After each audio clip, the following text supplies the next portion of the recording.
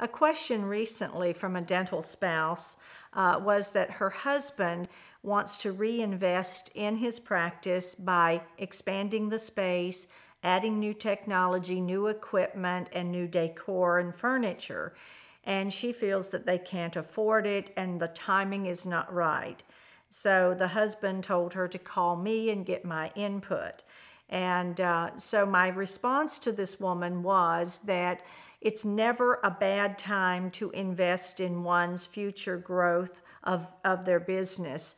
And of course, a lot depends on the age of the doctor, his goals, how many more years he plans to practice. But the return on investment of investing and reinvesting in one's business is usually very positive. And as I mentioned to her, it's sort of like a young couple that says we're waiting and to have children until we can afford them. Well, frankly, they may be childless for the rest of their life, or I'm waiting for this to happen before we make that investment.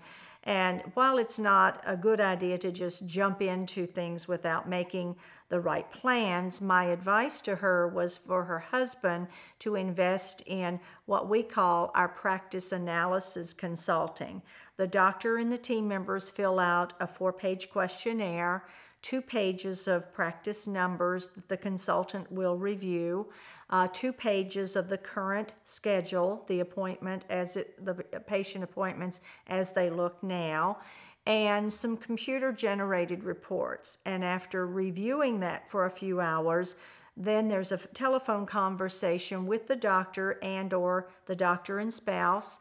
And we talk to the doctor about these are 3 areas that could be improved in your practice. And we show them how they can actually increase their practice anywhere from $5,000 to $25,000 a month based on what we see.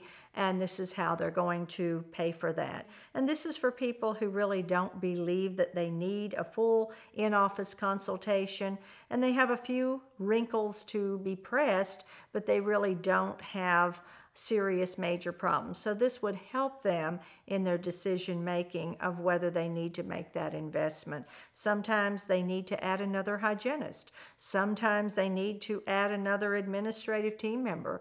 And the consultant can tell a lot by the questionnaires, by the figures, looking at the schedule, and being able to advise over the telephone. So we call that the practice analysis consulting, the PAC, and that would give them a good starting point.